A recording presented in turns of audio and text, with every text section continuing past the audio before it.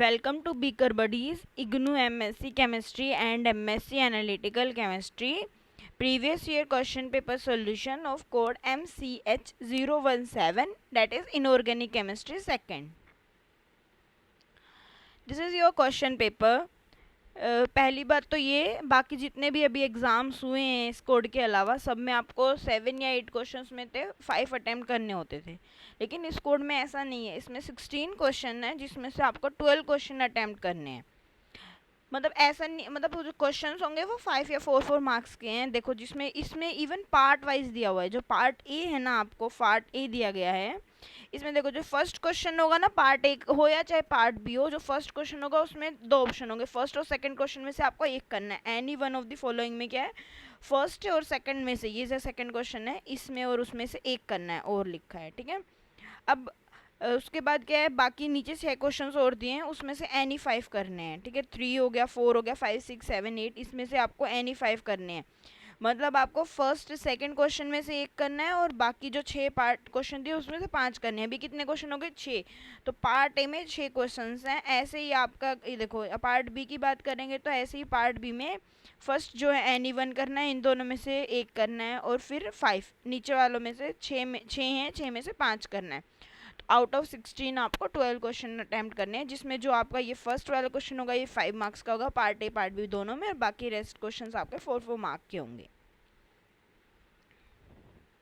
इसमें जो मोस्टली है ना पेपर में, पूरी की पूरी रिएक्शंस वगैरह हैं, मैकेनिज्म वगैरह है. तो मतलब अभी मैकेनिज्म रिएक्शंस एक्सप्लेन करने के लिए तो पूरी की पूरी ऑर्गेनिक आपको पढ़नी पड़ेगी. तो मैं जस्ट आपको यहाँ पे थोड़ा थोड़ा समराइज करवा रही हूँ. ठीक है. देखो जैसे कि फर्स्ट क्वेश्चन में क्या पूछा है, right the names of the following compound according to the Widman system. ठीक है.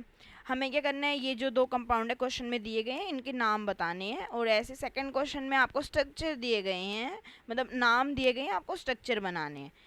फर्स्ट में स्ट्रक्चर दिया गया है, नाम पूछा है. बी पार्ट में आपसे नाम देके स्ट्रक्चर पूछा है. ठीक है. तो इसका नाम है 1,3 डाइऑक्सिलिन और सेकंड वाले का नाम है 2H पायरोल. ठीक है. अब बेंजोबिफ्यूरान का ये स्ट्रक्चर होता है.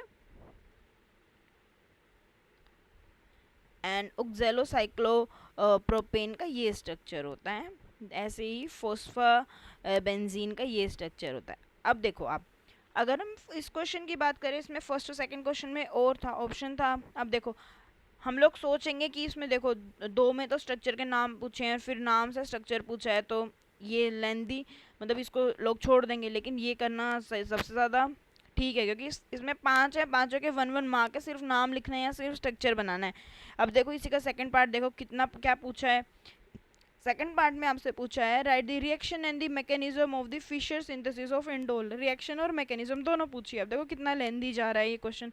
तो इसमें आप फर्स्ट वाला पार्ट अटैम्प्ट कर लेना है. ऐसे सोच समझ के इसमें अटैम्प्ट करना है. इसमें मोस्टली रिएक्शन और मैकेनिज्म ही है. ठीक है. अब देखो सिंथेसिस ऑफ इंडोल क्या है, यूजिंग फिशर सिंथेसिस. इसको हम क्या करते हैं, ये इन्वॉल्व करता है heating of the phenyl hydrazine with the acid और base catalyst with the which is cyclic with the elimination of the ammonia. Ammonia की यहाँ पे एलिमिनेशन हो जाएगी. ठीक है. You can see that beta nitrogen is removed from the ammonia. ठीक है. ये इसकी इसमें मैकेनिज्म है, मैकेनिज्म इन्वॉल्व हो जाएगी. Next question, what is Paris-Lenive reaction? Explain the product form when the cis-2-butene and trans-2-butene undergo this reaction. cis-2-butene और trans-2-butene जब ये रिएक्शन जाती हैं तो क्या प्रोडक्ट की फॉर्मेशन होती है, ये बताना है. ठीक है. एपोक्सीमेशन ऑफ द एल्कीन्स हमने पहले ये बता दिया ये रिएक्शन क्या होती है. फिर उसके बाद देखो ये रिएक्शन को हम लोग कहते हैं पेरिस-लीनिव रिएक्शन, ये जो हमें रिएक्शन दी गई है. ठीक है. अब देखो हमने बोला था सिस्टोब्यूटीन और ट्रांसटोब्यूटीन से क्या प्रोडक्ट की फॉर्मेशन हो रही है. तो सिस्टोब्यूटीन जो होते हैं ये सेम कंपाउंड देंगे मीजो, और ट्रांसटोब्यूटीन होंगे ये एनेंशियोमर्स की फॉर्मेशन करवा रहे हैं. ठीक है. यहाँ पे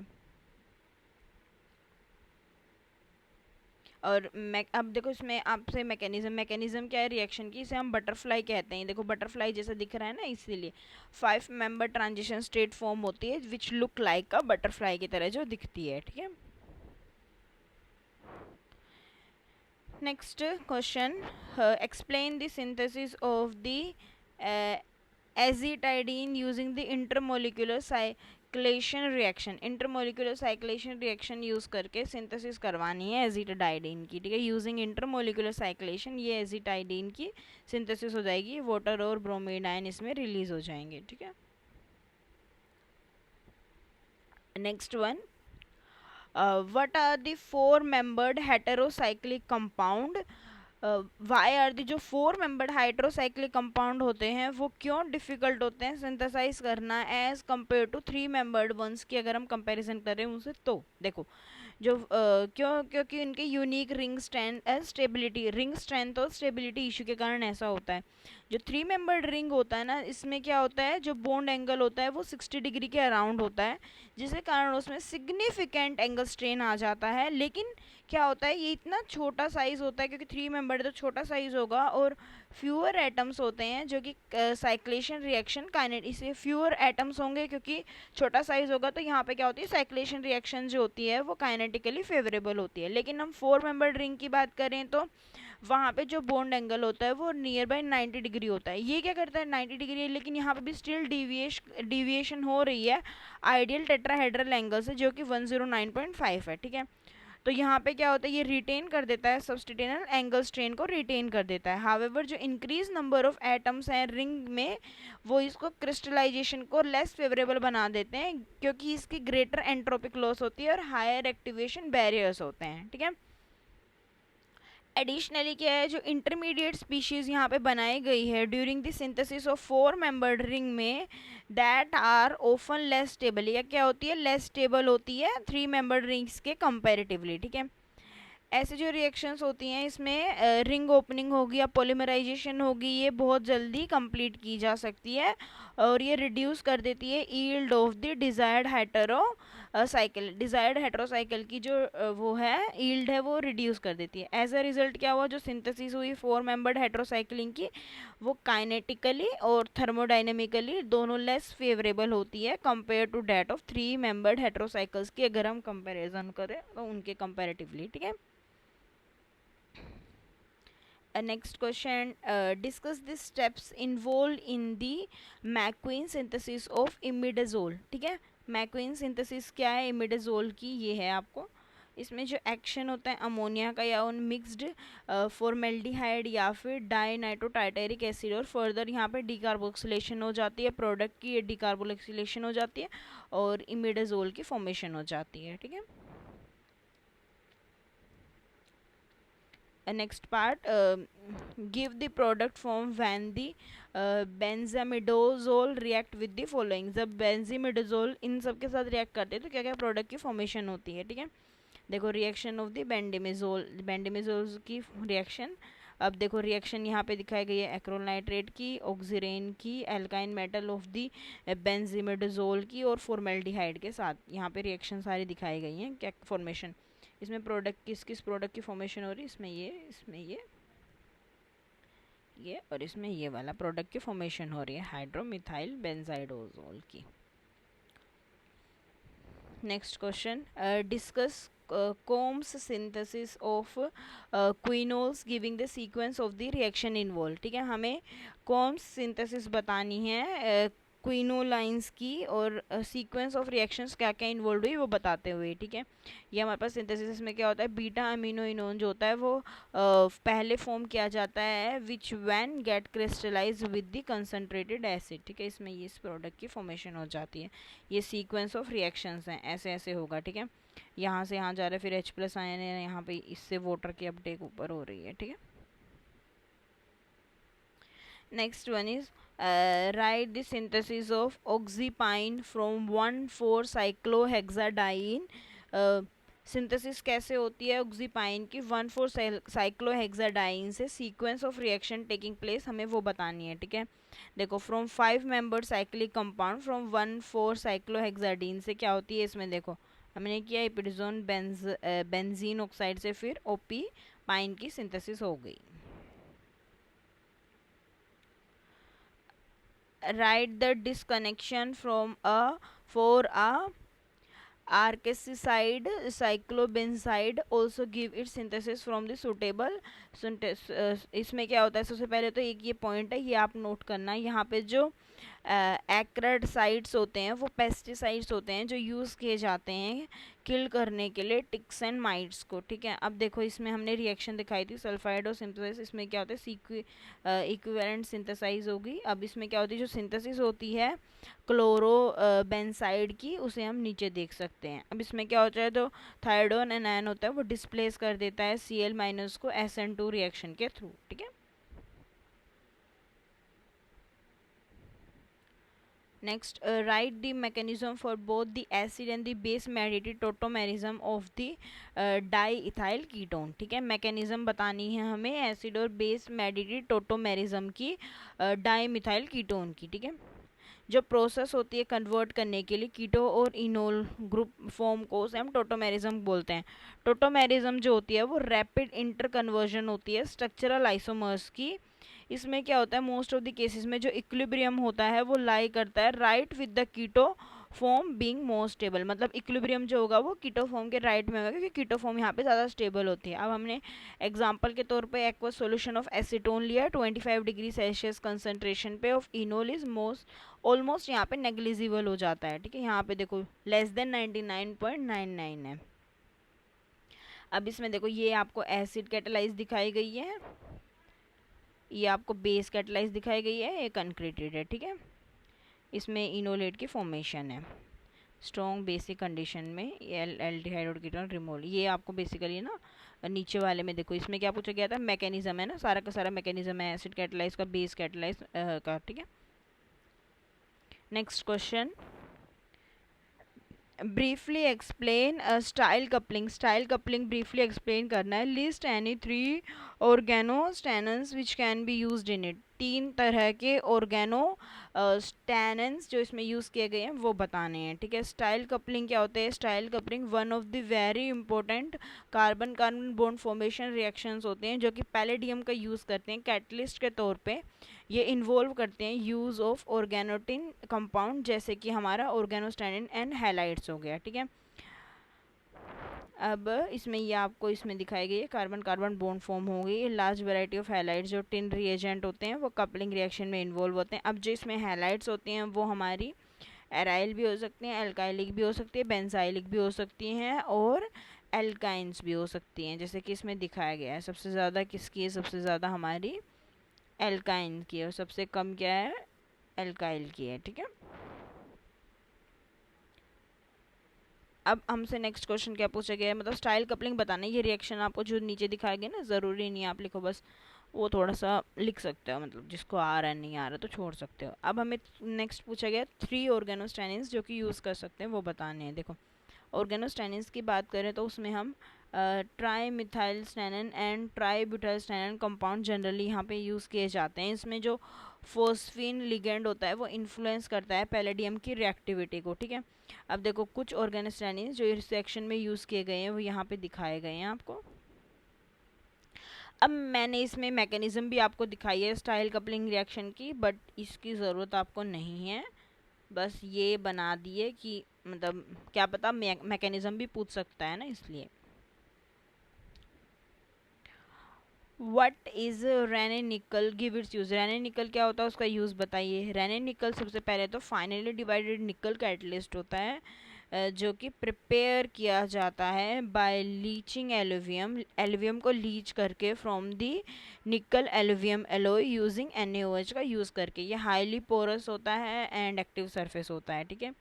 यूज़ की बात करें तो निकल जो होता है वो यूज़ किया जाता है reduction of the aromatic compounds and hydrogenolysis of the sulphur compounds की, ठीक है। हावेवर यहाँ पे जो एल्कीन्स हैं जैसे कि पैलेडियम और प्लेटिनम कैटलिस्ट का यूज़ किया जाता है। इसमें जो प्लेटिनम होता है वो मोर एक्सटिंग्विशिव होता है रिडक्शंस में। एट टाइम्स क्या होता है जो सेंसिटिव बेंजाइल ईथर्स होते हैं वो हाइड्रोजनलाइज हो जाते हैं। रोडियम के साथ क्या हो गया, जो हाइड्रो जीनोलाइसिस होती है एल्कीन्स की, हम इससे इसको अवॉइड कर सकते हैं। सो हम क्या करेंगे, रोडियम या फिर या तो रोडियम का यूज़ करेंगे या रूथनियम कैटलिस्ट का यूज़ करेंगे, ठीक है। ये आपको रिएक्शंस दिखाई गई हैं पैलेडियम और नीचे वाली प्लेटिनम कैटलिस्ट के यूज़ करके। Next part, what type of compound can be reduced using the sodium cyanoborohydride? कौन तरह का कैटलिस्ट हम रिड्यूस कर सकते हैं साइनोबोरोहाइड्राइड का यूज़ करके, ठीक है। जो साइनोबोरोहाइड्राइड होता है ये एक सिलेक्टिव रिड्यूसिंग एजेंट होता है जो कि कॉमनली यूज़ किया जाता है रिड्यूस करने के लिए इमीन्स को, ऑक्साइम्स को और इमीनियम आयन को। किस में रिड्यूस करेगा ये? अमाइन में, specially under the mildly acidic conditions में, ठीक है। अनलाइक यहाँ पे जो स्ट्रोंगर हाइड्राइड डोनर होते हैं जैसे कि सोडियम बोरोहाइलाइड या फिर लिथियम एल्यूमियम हाइड्राइड या फिर सोडियम साइनोबोरोहाइड्राइड, ये लेस रिएक्टिव होते हैं and does not reduced most aldehyde, ketone, esters और the carboxylic acid under the standard condition. Standard conditions पे क्या करते हैं ये एल्डिहाइड हो गया, कीटोन एस्टर्स या फिर कार्बोक्सिलिक एसिड्स को रिड्यूस नहीं करते हैं, ठीक है। इसकी जो माइल्डनेस होती है या फिर जो इसकी सिलेक्टिविटी होती है ये इसको स्पेशली यूज़फुल बना देती है फॉर रिडक्शन एमिनेशन के लिए, जहाँ पे ये रिड्यूस कर सकता है एमीन को या फिर इमीनियम आयन को, इंटरमीडिएट जो फॉर्म हुआ है एक एल्डिहाइड या कीटोन से या फिर एनमाइन से, ठीक है, without affecting this starting carbonyl compound को बिना इफेक्ट किए, ठीक है। Next question, what is DDQ? Give it structure. DDQ क्या होता है उसका स्ट्रक्चर बताना है, कैसे सिंथेसाइज हुआ वो बताना है, कौन सी रिएक्शन इसमें इन्वॉल्व है वो बतानी है, ठीक है। सबसे पहले DDQ की फुल फॉर्म क्या होती है? DDQ का मतलब होता है 2,3 डाइक्लोरो 5,6 डाइसाइनो 1,4 बेंजोक्विनोन, ठीक है। ये इसका स्ट्रक्चर है। ऊपर ऊपर ओ डालने, बाकी सारों साइड मतलब इस साइड CN और इस साइड CL दिखाना है, ठीक है। येलो सॉलिड होता है, ये मेल्टिंग पॉइंट 213 से 215 डिग्री सेल्सियस होता है, ये डिकम्पोज हो जाता है मॉइस्चर के प्रेजेंस में, ठीक है।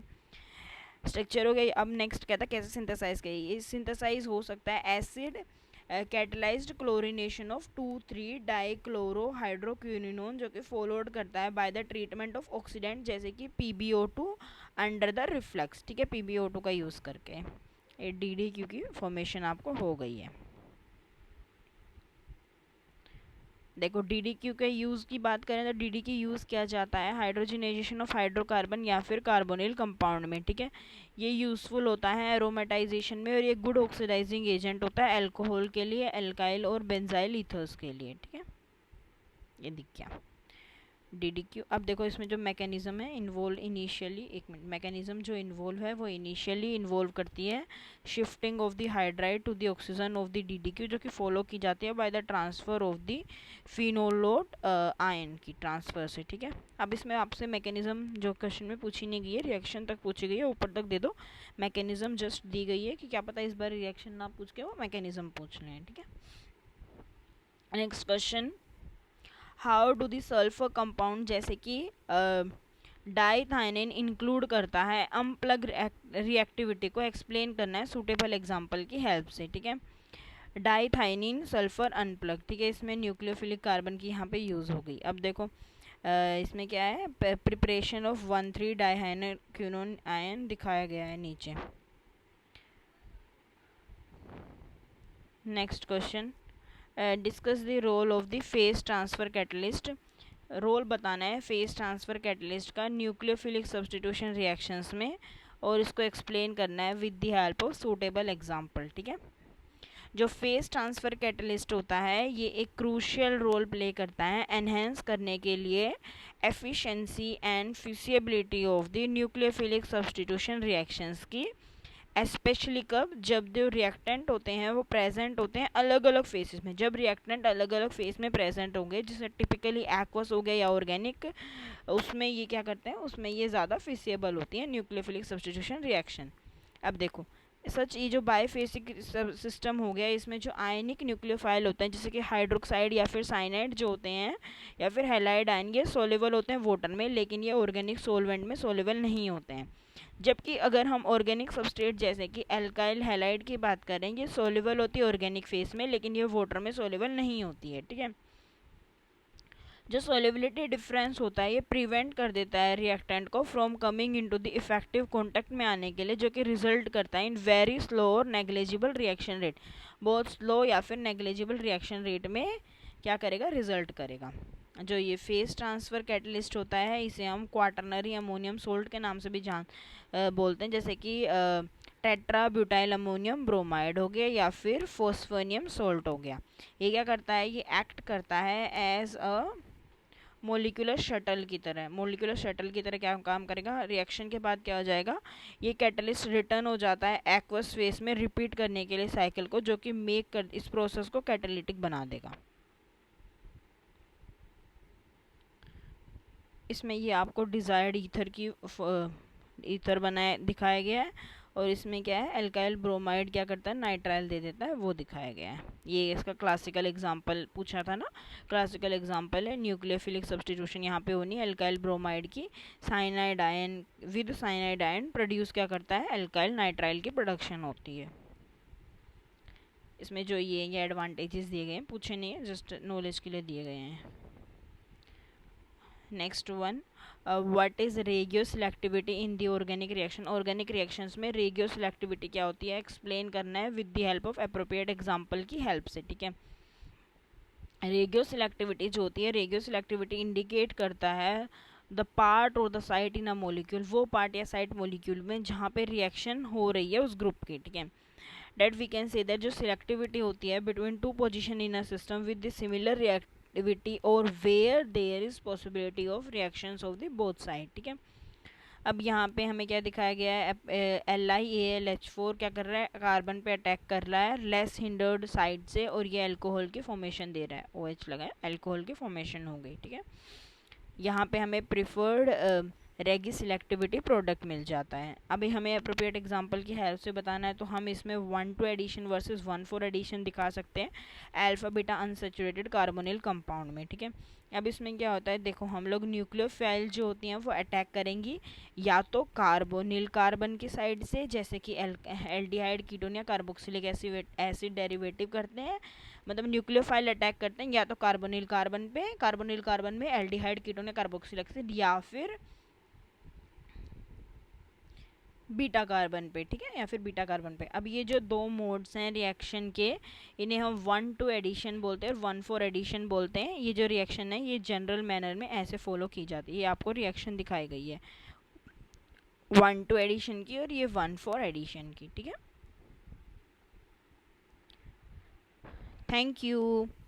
Please like share and subscribe beaker buddies. And अभी किसी को भी कोई टाइमली अपडेट के लिए किसी भी चीज़ के लिए तो आप बेल आइकन प्रेस कर सकते हैं। एंड सेकेंडली अभी जो अभी एग्ज़ाम्स हो रहे हैं आपके जुलाई सेशन के, वो अभी मैं अपलोड करना स्टार्ट कर दूँगी। आपका कल एग्ज़ाम हो जाए ये लास्ट वाला, देन उसके बाद। And please like share and subscribe, thank you. उसके अलावा फर्दर कोई भी आपको डाउट हो तो प्लीज़ कमेंट बॉक्स में आप पूछ सकते हैं, या फिर किसी और चीज़ से रिलेटेड वीडियो चाहिए तो वो भी मुझे बता सकते हैं। Thank you.